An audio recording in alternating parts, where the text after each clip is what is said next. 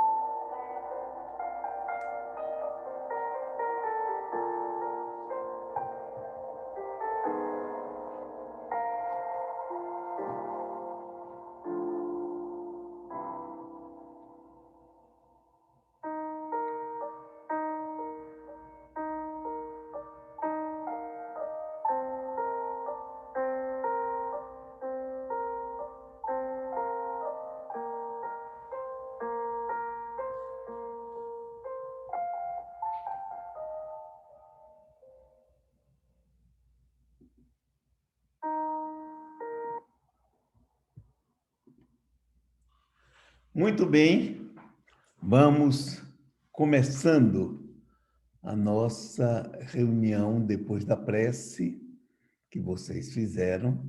Várias pessoas estão chegando e eu aproveito, dou boa noite a todos. E vamos começar agora a nossa leitura. Organização de serviços, é o capítulo 8 do nosso lar. Decorridas algumas semanas de tratamento ativo, saí pela primeira vez em companhia de Lísias. Impressionou-me o espetáculo das ruas, vastas avenidas enfeitadas de árvores frondosas, ar puro, a atmosfera de profunda tranquilidade espiritual. Não havia, porém, qualquer sinal de inércia ou de ociosidade, porque as vias públicas estavam repletas, entidades numerosas iam e vinham. Algumas pareciam situar a mente em lugares distantes, mas outras me dirigiam olhares acolhedores. Incumbia-se o companheiro de orientar-me em face das surpresas que surgiam ininterruptas.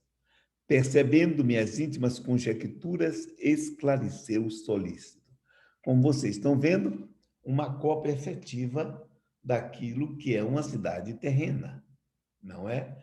Se lembrando que ele está falando de uma ambiência tipicamente ocidental e, no caso, tipicamente brasileira. Se tivéssemos na Índia, tivéssemos na Arábia, essa ambientação seria de acordo com eles, como eles vivem. Da mesma maneira, se fosse entre os índios do Alasca, os esquimós, se fosse entre os da Amazônia e assim sucessivamente.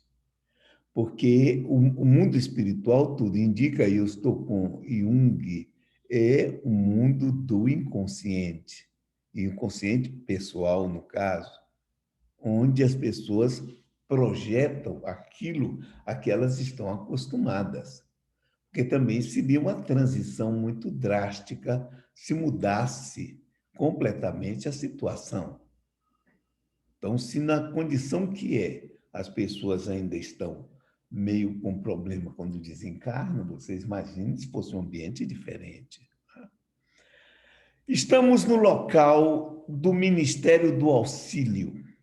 Tudo o que vemos, edifícios, casas residenciais, representa instituições e abrigos adequados à tarefa de nossa jurisdição. Quer dizer, o pessoal que trabalha no lugar, mora no mesmo lugar, pelo menos nas imediações. Orientadores, operários e outros serviços da missão residem aqui. Nesta zona, atende-se a doentes, ouvem-se rogativas, selecionam-se preces, preparam-se reencarnações terrenas, organizam-se turmas de socorro aos habitantes. Aí vem a palavra infeliz, umbral. Isso aqui não desce. A região de passagem, né? Ou aos que choram na terra. Mas por que só os que choram, os que sorriem também não precisam, não? Entende, né? Estudam-se soluções para todos os processos que se prendem ao sofrimento. Então, em nosso lar, o Ministério do Auxílio, perguntei, o cara acabou de dizer, mas tudo bem. Como não?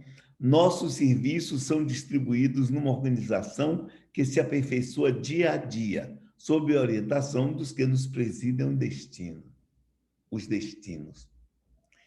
Fixando em mim os olhos lúcidos, prosseguiu. Não tem visto nos atos da prece nosso governador espiritual, cercado de 72 colaboradores, os profetas de Moisés?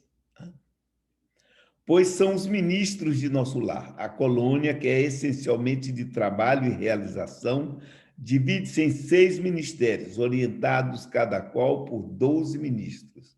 Você vejam 72, 12, quer dizer, bem na Bíblia, tudo isso, né? Temos os ministérios da regeneração, do auxílio, da comunicação, do esclarecimento, da elevação e da união divina.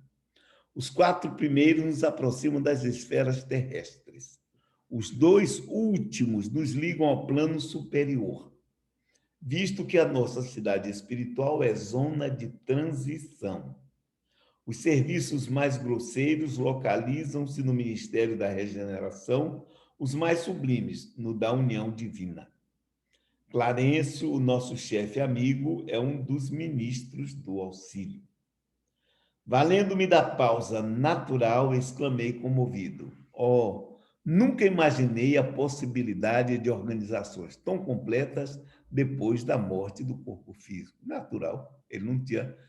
Muita gente, até religiosa, nem imagina isso, que pode ter. Só que nós é que estamos acostumados a isso. E se formos viver, seja aqui, seja lá, se nós estivermos vivendo como animais da polis que nós somos, então automaticamente nós vamos ter que organizar o ambiente, colocar ordem na criadagem, porque senão como é que fica?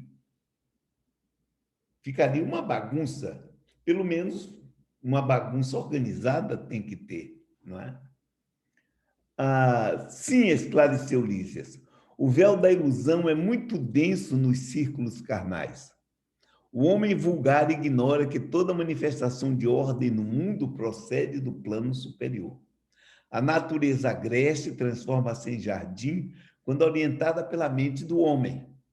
E o pensamento humano, selvagem na criatura primitiva, transforma-se em potencial criador quando inspirado pelas mentes que funcionam nas esferas mais altas. Nenhuma organização útil se manifesta na crosta terrena sem que seus raios iniciais partam de cima. Ou seja, hoje em dia, esse negócio aí não está politicamente correto. Tá? Esse é o problema do primitivo, pensamento do selvagem. Quer dizer, ainda se acha que o homem, o índio, é um animal, puro e simples. o que não é uma verdade assim. Eles naturalmente se defendem dentro da sua condição contra outros, porque é a vida que eles estão acostumados. Né? Mas nosso lado terá igualmente uma história, como as grandes cidades planetárias, aí é que a coisa começa. Sem dúvida, os planos vizinhos da esfera terráquea possuem igualmente natureza específica. Nosso lar é a antiga fundação de portugueses distintos, desencarnados no Brasil no século XVI, quer dizer, em 1500. A princípio, enorme e exaustiva foi a luta, segundo consta em nossos arquivos no Ministério do Esclarecimento. Há substâncias ásperas nas zonas invisíveis à Terra, tal como nas regiões que se caracterizam pela matéria grosseira. Aqui também existem enormes extensões de potencial inferior, como há no planeta grandes tratos de natureza rude e civilizada. Essas coisas assim que ficam meio na minha cabeça. Quer dizer, o que é isso efetivamente? Extensões de potencial inferior. Né? Quer dizer, diz uma coisa, mas fazer uma comparação com florestas aqui, com desertos, com regiões de sertão, com regiões de pradarias, muito interessante. O que ele quer dizer é que deve ter um ambiente que a pessoa tem que trabalhar. Aqui nós sabemos como. Lá, pode ser com a mente, pode ser uma projeção do que se passa na mente. Sim. Agora, o como é que até agora não saiu. Mas vamos lá. Os trabalhadores, os trabalhos primordiais foram desanimadores mesmo para os espíritos fortes.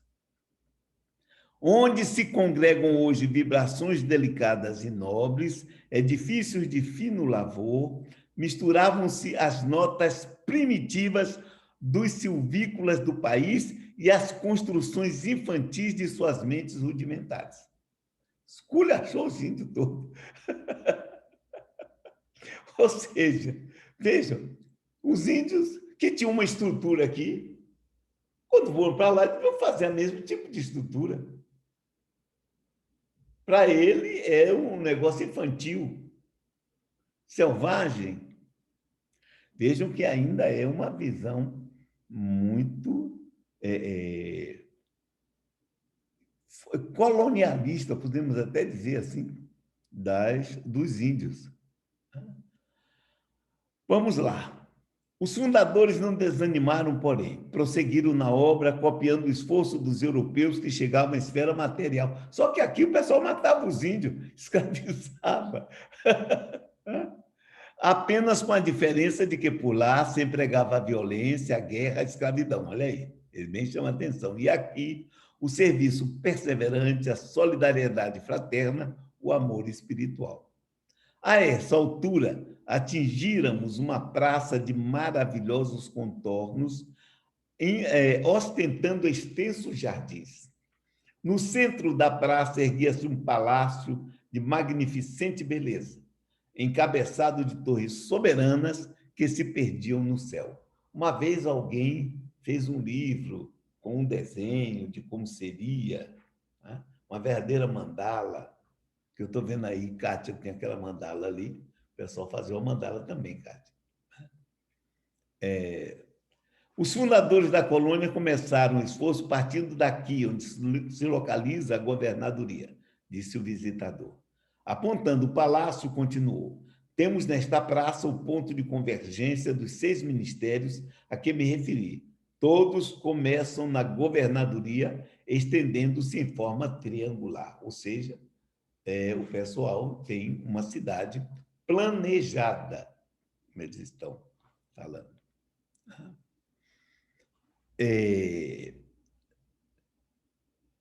E respeitoso comentou: ali vive o nosso abnegado orientador. Nos trabalhos administrativos, utiliza ele a colaboração de 3.000 funcionários. Entretanto, é ele o trabalhador mais infatigável, o mais fiel que todos nós reunidos. Os ministros costumam excursionar noutras esferas, renovando energias e valorizando conhecimentos. Nós outros gozamos entretenimentos habituais, mas o governador nunca dispõe de tempo para isso. Interessante, não é? Um desses precisava reencarnar aqui.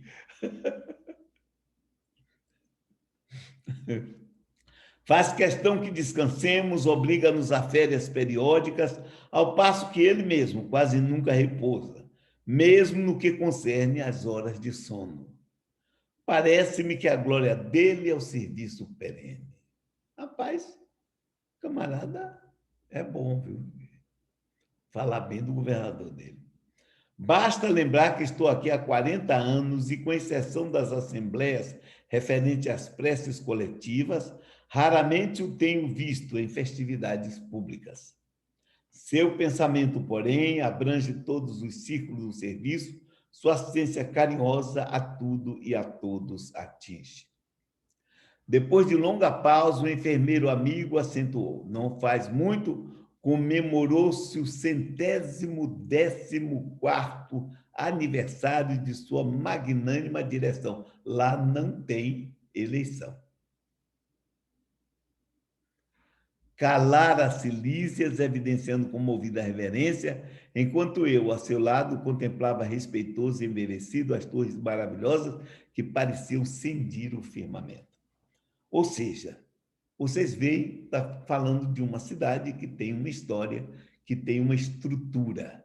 É claro, lógico, evidente, que é uma estrutura ocidental e é do homem ocidental.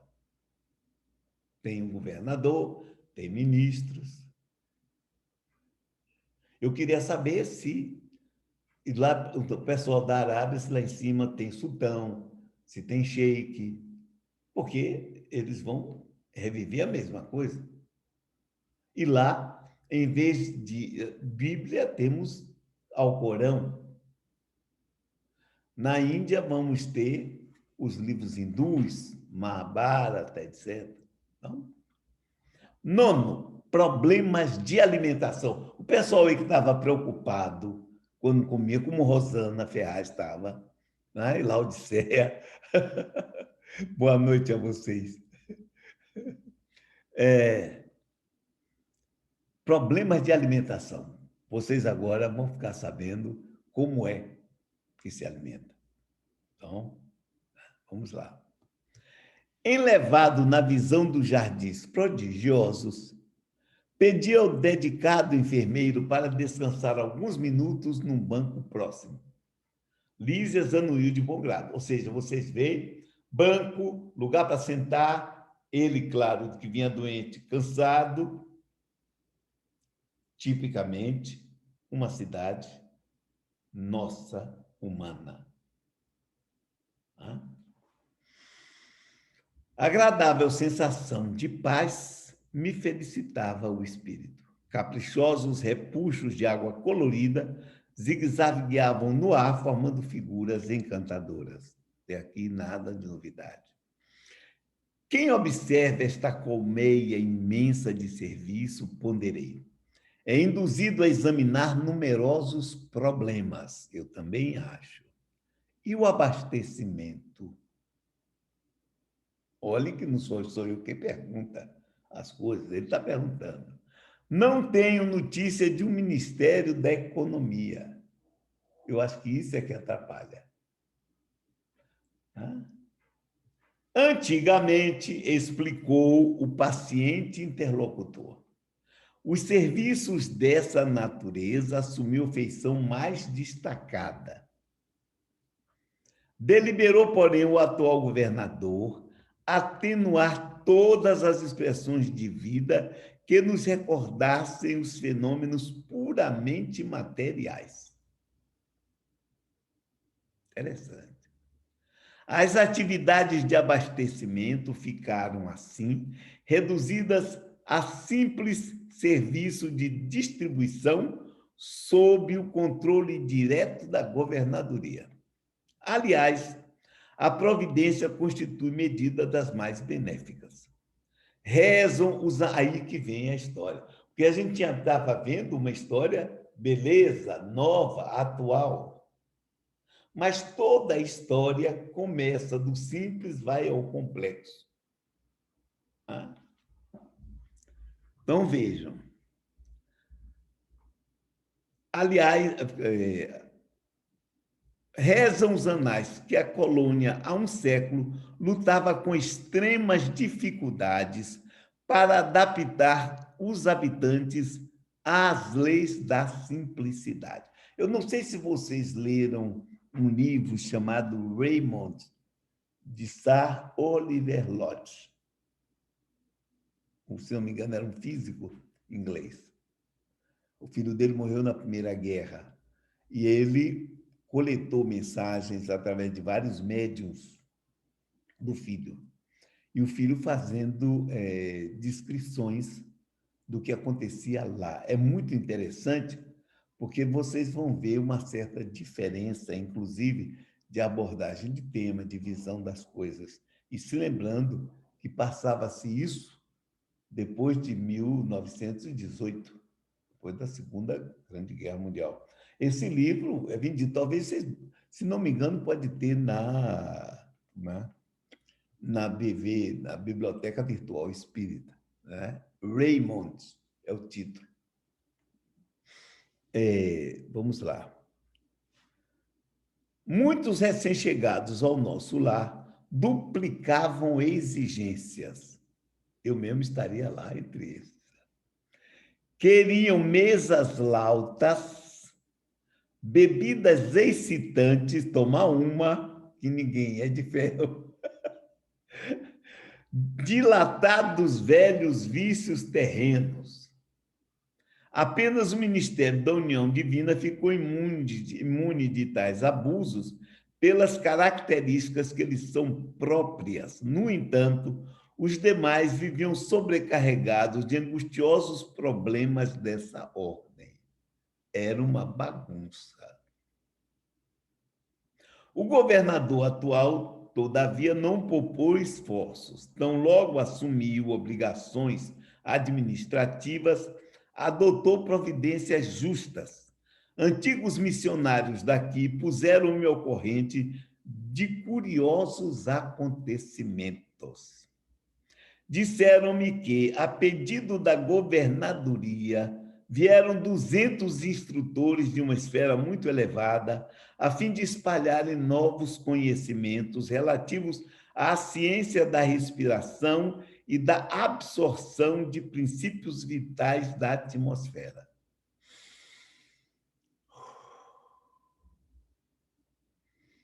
Então, já começaram, não é? Será interessante começar a respirar. Realizaram-se assembleias numerosas. Alguns colaboradores técnicos de nosso lar manifestavam-se contrários. Apareceu uma oposição. Tudo muito humano, naturalmente. Alegando que a cidade é de transição e que não seria justo nem possível desambientar imediatamente os homens desencarnados mediante exigências desse teor, sem grave perigo para suas organizações espirituais. Beleza? Não? A oposição se manifestando. O governador, contudo, não desanimou.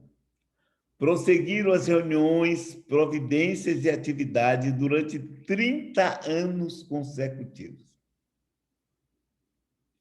Algumas entidades eminentes chegaram a formular protestos de caráter político, aliás, público. Será que fizeram marchas, tal, aquele movimento, tal? Será que invadiram a governadoria? Reclamando. Por mais de 10 vezes, O Ministério do Auxílio esteve superlotado de enfermos, onde se confessavam vítimas do novo sistema de alimentação deficiente. Vocês estão observando 30 anos de bagunça. Tá? Então, era um desequilíbrio brabo. Estão dizendo aí. Né? Nesses períodos, os opositores da redução multiplicavam acusações. O governador, porém, jamais castigou alguém. Convocava os adversários da medida a palácio e expunha-lhes paternalmente os projetos e finalidades do regime. Destacava a superioridade dos métodos de espiritualização. Facilitava aos mais rebeldes inimigos do novo processo variadas excursões de estudo em planos mais elevados que o nosso, ganhando assim maior número de adeptos. Olhem bem, 30 anos. Antipausa mais longa, reclamei mesmo, interessado. Continue, por favor, meu caro Lísias. Como terminou a luta edificante? Depois de 21 anos de perseverantes demonstrações por parte da governadoria, era 30, agora caiu para 21? Ah, não, mas aí tudo bem. Por parte do governador, aderiu o Ministério da Elevação, passando a abastecer-se apenas do indispensável. O mesmo não aconteceu com o Ministério do Esclarecimento, que demorou muito a assumir compromisso em vista dos numerosos espíritos dedicados às ciências matemáticas que ali trabalham. O pessoal da matemática, como é complicado, hein? Eram eles os mais teimosos adversários, mecanizados nos processos de proteínas e carboidratos imprescindíveis aos veículos físicos, não cediam terreno nas concepções correspondentes daquilo.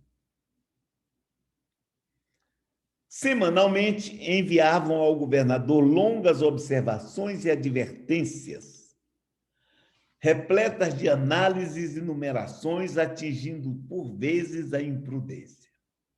O velho governante, contudo, nunca agiu por si só. Requisitou a assistência de nobres mentores que nos orientam através do Ministério da União Divina e jamais deixou o menor boletim de esclarecimento sem exame minucioso. Enquanto argumentavam os cientistas e a governadoria contemporizava, sempre dá um problema. Faltou autoridade, a coisa fica bagunçada.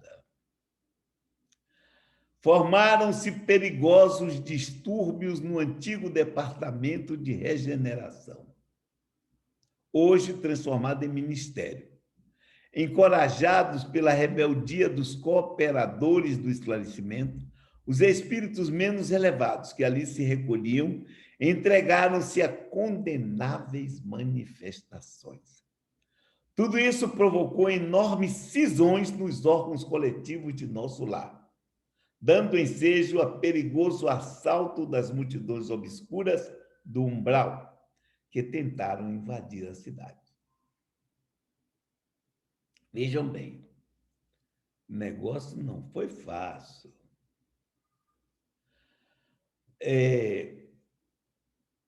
Invadir a cidade, desculpem, aproveitando brechas nos serviços de regeneração, onde grande número de colaboradores entretinha certo intercâmbio clandestino em virtude dos vícios de alimentação.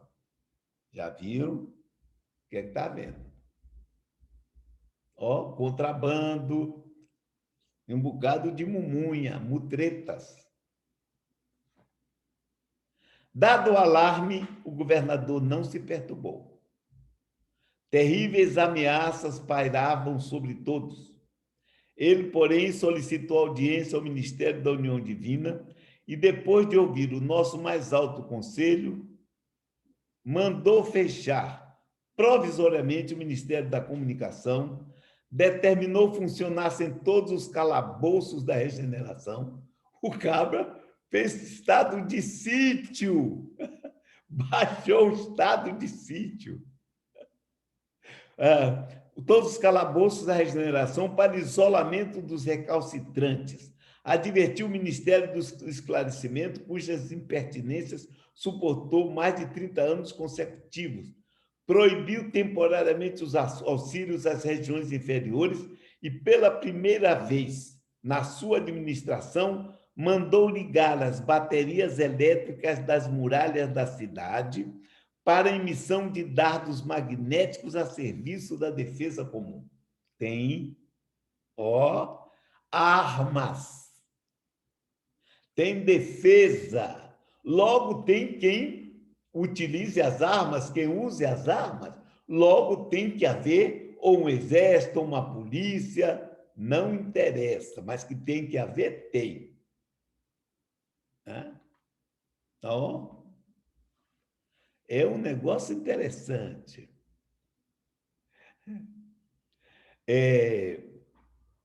Não houve combate nem ofensiva da colônia, mas resistência absoluta. Não venha, não. Se vier, o pau vai comer. Por mais de 6 meses, os serviços de alimentação em nosso lar foram reduzidos à inalação de princípios vitais da atmosfera através da respiração e a água misturada a elementos solares elétricos e magnéticos.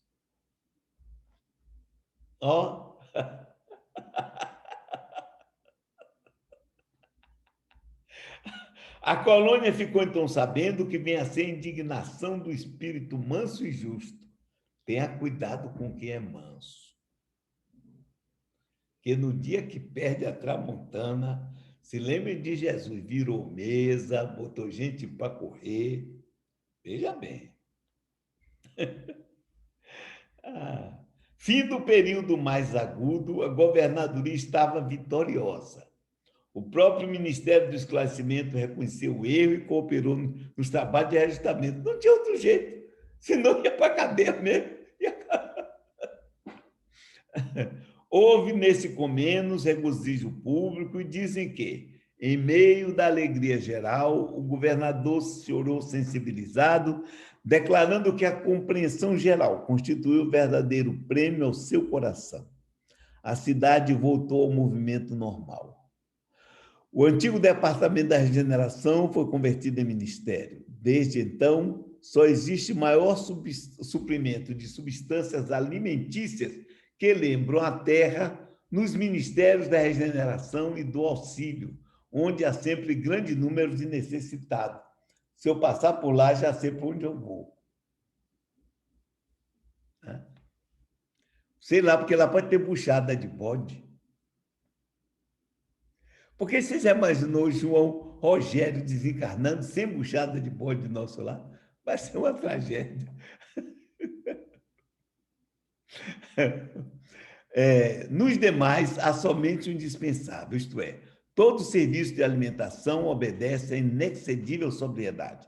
Presentemente, todos reconhecem que a suposta impertinência do governador representou medida de elevado alcance para a nossa libertação espiritual. Reduziu-se a expressão física e surgiu maravilhoso coeficiente de espiritualidade. Lísia silenciou e eu me entreguei a profundos pensamentos sobre a grande lição. Muito interessante, vocês veem que, inclusive, o que é que está acontecendo aqui? Uma história tranquila, uma cidade fundada, que passou por um desenvolvimento, teve que, como fizeram aqui, haver uma colonização lá, tiveram que construir a cidade, desenvolveram, inclusive combatendo as criações das mentes infantis dos selvagens, né? E, finalmente, passaram por um período de transição. Parece que o governador antigo era meio assim, deixava a coisa numa mansidão. Não tinha pulso firme. Esse que chegou também 114 anos. Se ele continua lá, já tem mais, né? A essa altura. O livro foi escrito lá por 40, então vocês veem. Há muito tempo. Né? Então, observar isso. Claro que, naturalmente, uma cidade espiritual, não sei se vocês viram aquele filme que eu coloquei aí, muitos já tinham visto, o Visto para o Além. Então, vocês vão verificar que em todo lugar as pessoas que pensam vão fazer essa colocação. Ou seja, que quem desencarna vai, o pessoal que desencarna vai continuar numa situação assemelhada ao que tinha antes. Porque não podem mudar para outra coisa, pura e simplesmente. Tem que haver uma continuação. Inclusive, como vocês viram, é cidade, jardim, banco de jardim, árvores, flores, etc. Até agora, fica aquela conversa que nós estávamos todos. Como é que isso é feito? Será que nós temos lá, Ana Castro, engenheiros determinados que fazem toda a projeção daquilo, mantêm? Tudo bem, nada contra. Né? Tem que haver alguma coisa. Porque se é um lugar, e é um lugar onde, pelo pensamento, você pode moldar a matéria, aliás, haja vista que nós podemos ver isso acontecer num lugar aqui bem perto, aqui a nível terrestre. Aqui a nível terrestre. Em vários médios, como, por exemplo, a, a Ivone Pereira, não sei se vocês viram, eu conhecia a Ivone do Amaral Pereira quando ela morava no Meier, no Rio de Janeiro. Era uma senhora muito boa, tranquila, etc. E no livro dela, Recordações da Mediunidade, são os livros, dois últimos dela, são memórias naturais dela. E ela conta de situações no mundo espiritual que ela viu em São Paulo, indivíduo que era ainda do tempo em que havia caleça. Sabem o que é caleça? Claro que vocês sabem, não vou insultar a inteligência de vocês, naturalmente. Então, puxada a cavalo e tal. E que esse camarada tinha um sítio. E no sítio dele, aí vem algo que já teve uma conversa aqui, no sítio dele, haviam plantas e animais domésticos, galinha, etc. Criação mental, porque ele morreu e continuou com a imagem dele. Na verdade, ele não sabia que tinha morrido. Esse é o detalhe. Ele imaginava que estava no lugar. E pelo tempo, de 40 para antes, ele deveria estar ainda no final do século XIX, desde lá, no seu sítio. Porque você tem um sítio em São Paulo, não foi no interior, dentro da cidade, é brabo, né? Vai ser brabo, a não ser que tomasse lá aqueles parques, etc. Mas ela contando essa situação. No filme americano, ou seja, isso já demonstra que, se você observar, de certa maneira, Kardec tem razão quando fala na universalidade dos ensinos espíritas. Ou seja, onde quer que você vá ver uma comunicação mediúnica que fale sobre o mundo espiritual, vai ter uma similaridade com o pessoal que vive naquele lugar. Então, inclusive, não podia ser diferente. Você já imaginou o árabe, de repente, desencarna e a sociedade lá em cima é ocidental? Ia ser um choque. Não pode ser. O Tuareg no deserto ia para uma cidade o quê? Tipo uma cidade de esquimó? Não daria. Tem que haver uma adaptação gradativa. E cada lugar vai refletir a vida daqueles que ali estão. Os americanos índios falavam dos eternos campos de caça.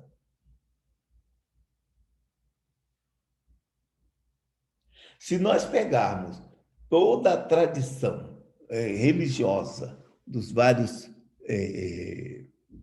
países, das várias épocas históricas, vamos ver que isso tem uma certa colocação de similaridade.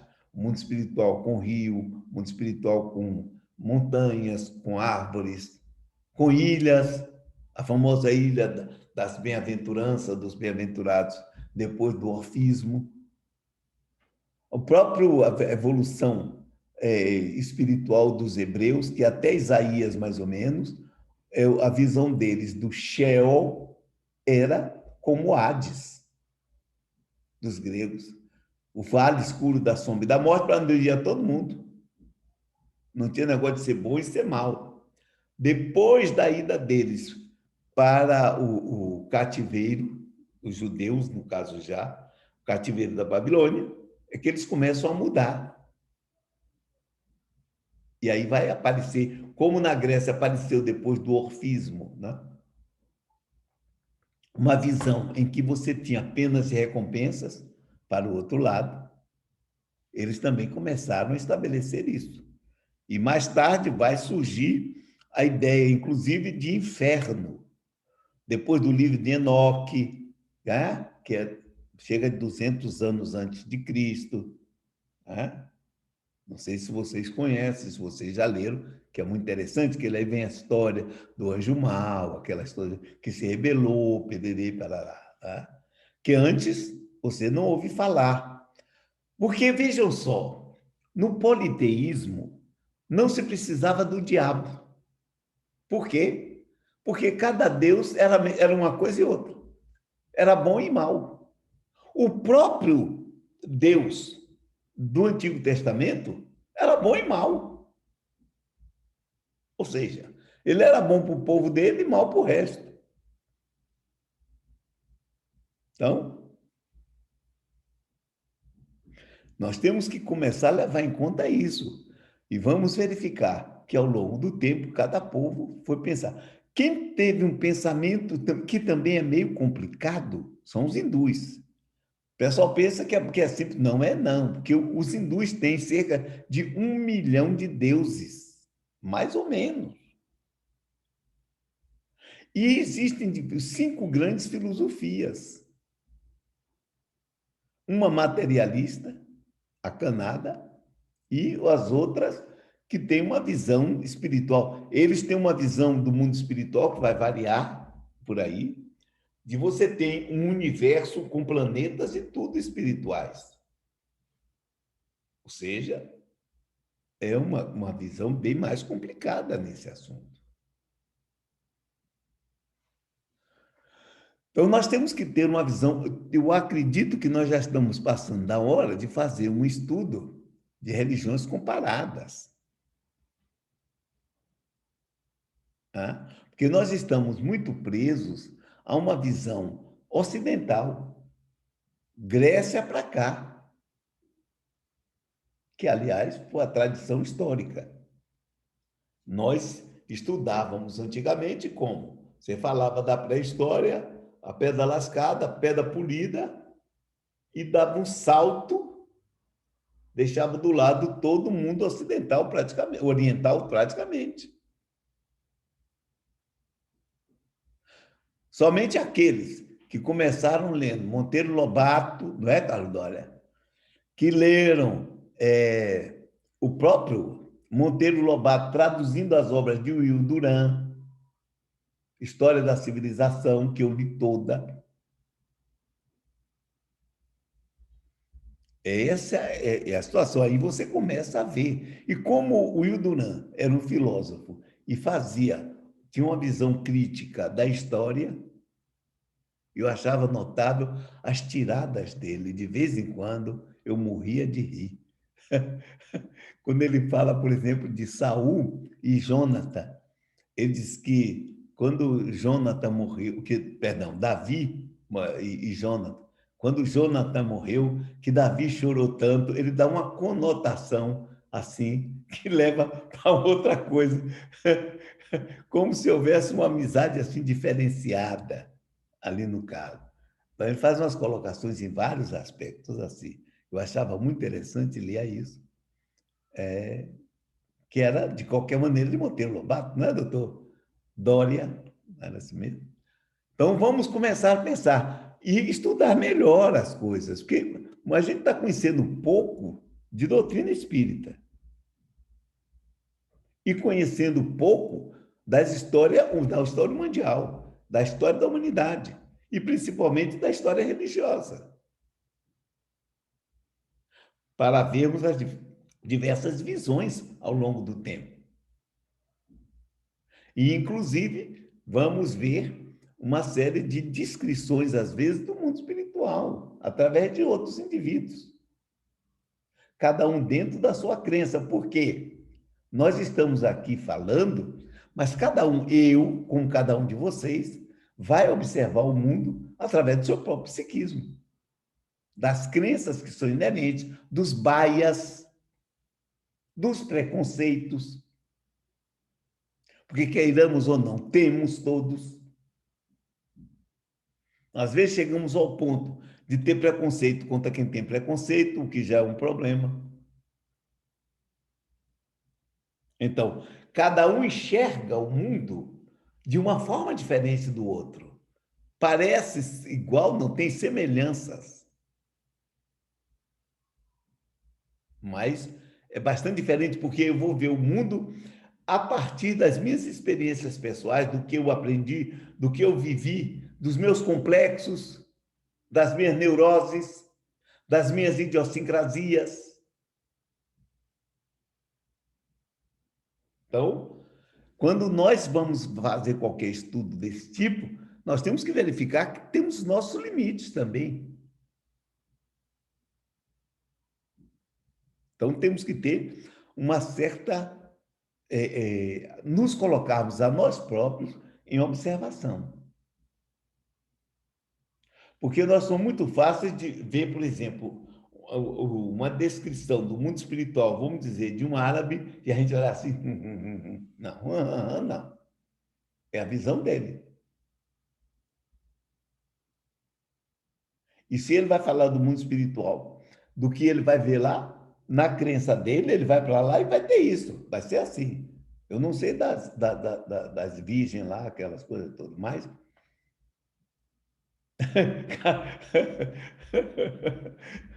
Mas nós também nós tínhamos aqui a nossa tradição das 11.000 virgens lá no céu. Né? Tudo isso. Só que às vezes a gente vai dar uma gozação nos outros, esquecido de que cai lá mal os padres há. Um anexinho muito interessante. Né? Bom, vamos às perguntas, doutor Cleiton Domingos. Nós temos uma pergunta aqui da Eliane e do Paulo. Há enfermidades como na Terra? Há casamentos? Vai chegar lá, amigo. Não atropele. Olha, não se preocupe. Aquelas que estão com alguma frustração nessa área, se preocupem não, porque tem oportunidade sim. Vocês vão ver mesmo no nosso lar que o pessoal, quando morre, se encontra também lá do outro lado, pode se encontrar. E quem casou duas vezes vai encontrar também, tá? Isso é muito interessante a gente parar para pensar, que quando eu digo encontrar, vai encontrar mesmo, encontrar a maioria das pessoas. Então, comece a observar a história de sua vida e verificar que quando chegar lá, as coisas vão estar escancaradas, entendeu? Uma vez, uma pessoa me apresentou um problema, era uma moça, o marido tinha viajado, passou uns 3 dias fora, ela foi numa festa, tirou uns negócios lá e fez o que não devia, ou que devia, não sei, depende do ponto de vista. marido chega e ela estava, depois de alguns dias, ela parece grávida. E ela me procurou no centro, há muitos anos isso, e me expôs o problema. Foi ela e uma amiga. Ela expôs o problema, eu fiz uma pergunta logo, imediata, sobre a etnia da pessoa com quem ela teve a relação, porque ela vinha de um país onde as pessoas têm um tipo de etnia ariana, vamos chamar assim. Aí, quando ela me falou, eu digo, bom, menos mal, porque senão ela não ia poder esconder a situação. E aí ela ficou sem saber o que fazer. Eu digo, como é seu marido? O marido era um cara bruto, valentão, machão, machista. Ela disse que eu estava com medo de falar. E eu digo, olha, querida, uma coisa tem. Depois da gente morrer, não pode morrer de novo. Então, é muito interessante você parar e pensar nisso, né? Eu não podia dizer para ela abertamente o que eu achava que deveria. Eu digo, mas chega lá, vocês vão ter, todo mundo se explica, vai todo mundo saber, fica tranquilo. Tá? Então, vocês já sabem, fiquem tranquilos, comecem desde agora a fazer um exame de consciência para chegar lá já preparados para o que der e vier. Nós vamos ver ainda aqui em nosso lar essas coisas. Então, Eliane e Paulo. Né? A pergunta foi de Paulo? É, Paulo. Vai sim, Paulo. Viu? Vamos lá, meu filho, vá. Deles também e Paulo. Por que a oposição defendia alimentação baseada em proteínas e carboidratos se não há mais corpo físico? Para você ver. Mas eles mantinham a fé na proteína e no carboidrato. Eu não sei o que é que vai alimentar lá, mas eu já estou preocupado com esse negócio. Desde que eu li, eu fiquei preocupado. A minha buchada não vai ter? Vai ser meio complicado esse negócio lá do outro lado. Ou seja, tem que ser uma alimentação adequada ao tipo de corpo. Aqui aparecem pessoas que estão dizendo que vivem de luz. Né? Eu não sei se é verdade ou não é, porque eu nunca fiz isso. E o caso que tem, que é do tal do Bruder Klaus, que era o santo suíço, que levou 20 anos de jejum, e Jung, analisando o fato numa carta que ele escreveu, num dos 3 volumes de cartas, que ele escreveu para um tal de White, que fez a pergunta para ele como era possível uma pessoa, e ele médico, não era uma pessoa ficar em jejum 20 anos. Ele nem foi contra, mas buscou uma explicação. Ele não foi pela negativa. Ele disse que em 1920, em Burgosli, que era o sanatório onde ele trabalhava, o Bloiler, e foi por isso que ele escolheu, inclusive, ir trabalhar em Burgosli quando ele resolveu fazer psiquiatria, porque Bloiler fazia reuniões mediúnicas lá em Burgosli. E ele diz que em 1920 foi feita uma reunião mediúnica lá com o médium Schneider, um dos grandes médios europeus da época. E nessa reunião, antes fizeram um exame no médium e um médico, perdão, e um engenheiro eletricista tinha feito uma análise elétrica no corpo dele, do Schneider, e verificou que uma região do corpo tinha um pH diferente do resto. Aí, que durante a reunião desse lugar saíam as alavancas de Crawford, o que mostra que ele conhecia a literatura mesmo, ele leu, não era conversa. Né? Porque você falar nas alavancas de Crawford, você tem que saber que foi o Crawford e os estudos que ele fez em torno disso. Né? E essa alavanca de Crawford saía daí. E ele, então, conclui o seguinte, que seria possível acontecer isso, ele, o Brother Klaus, através de uma situação semelhante, tirava a alimentação de dentro das pessoas, sugava, portanto. O Brother Klaus era, portanto, um vampiro. É a explicação que ele busca dar ao assunto. Tá? Então, tipo de alimentação lá tem que ser adequado à forma que a pessoa vive lá. Que vai ter que assimilar alguma coisa, sim. Porque se você tem um corpo que é o psicossoma, ele vai ter que absorver energia e vai ter que colocar energia para fora. Vai ter que, é um sistema aberto, não é um sistema fechado. Quando você vê no filme, pelo menos os americanos pensavam, o sujeito lá comendo pizza, fazendo comida, coisa, e a comida era gostosa. Eu gostei foi dessa parte, comida gostosa. Tá?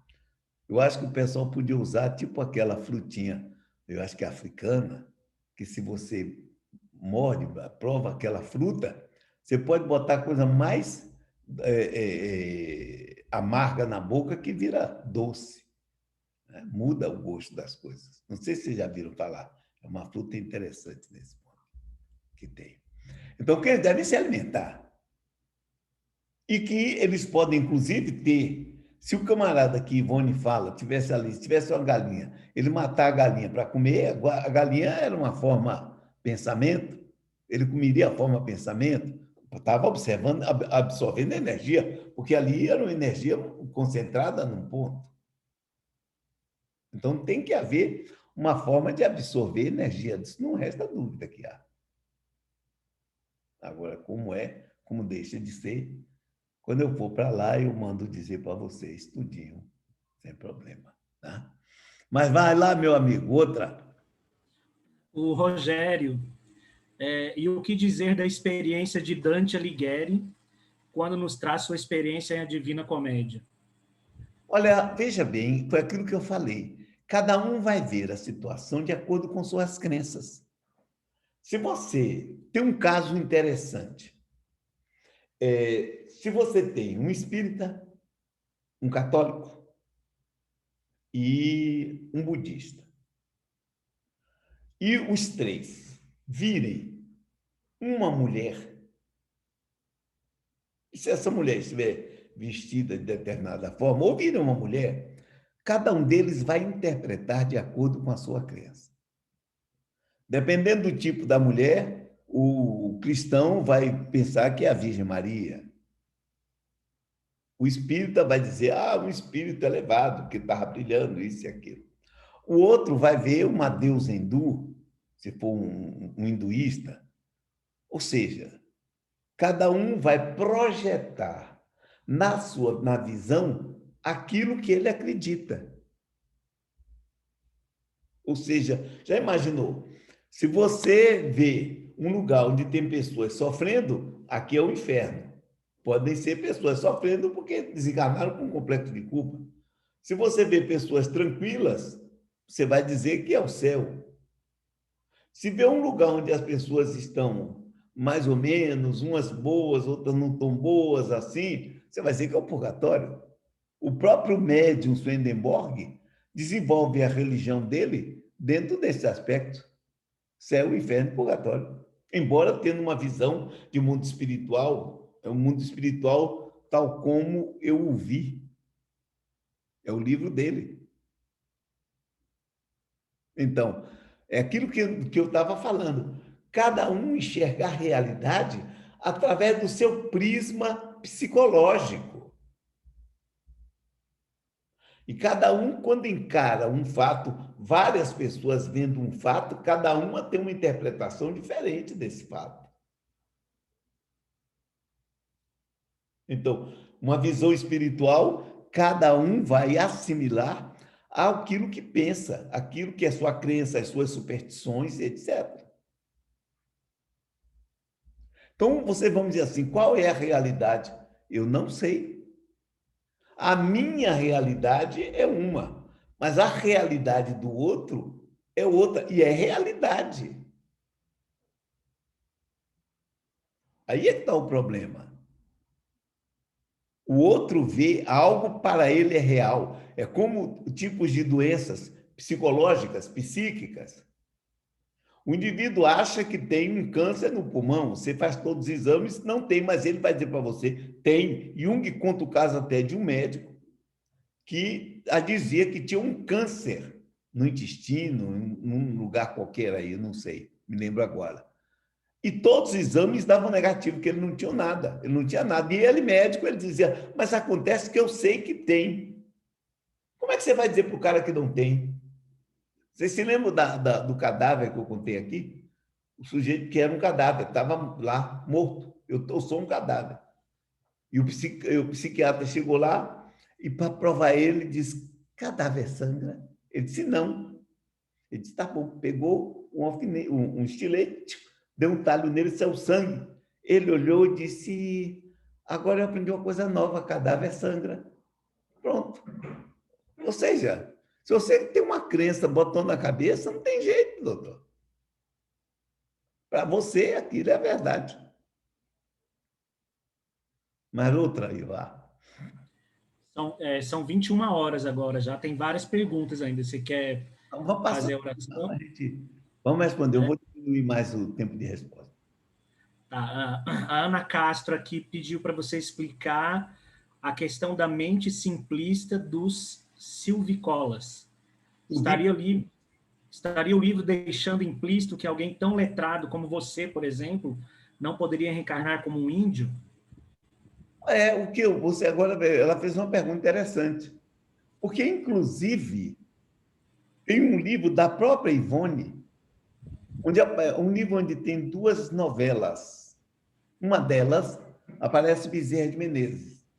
E Bezerra de Menezes acompanhado de um índio, que, se eu não me engano, ele chama de Poti, que teria sido um índio, um chefe de uma tribo aqui no Brasil.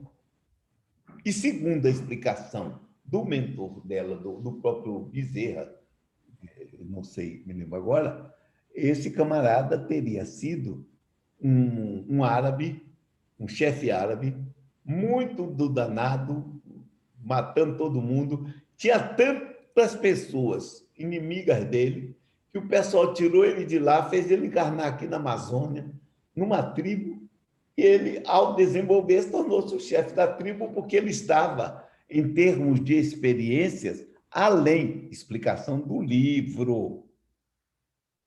Ele tinha muito mais experiência, portanto, já tinha certos aprendizados mais do que aqueles no meio do qual ele encarnou.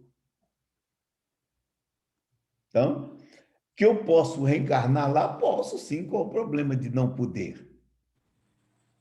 Às vezes, aquilo que a gente aprendeu, a gente leva. E vai viver lá de acordo com a situação. Eu não posso estar numa tribo de índio falando de Jung. Não vai ser possível.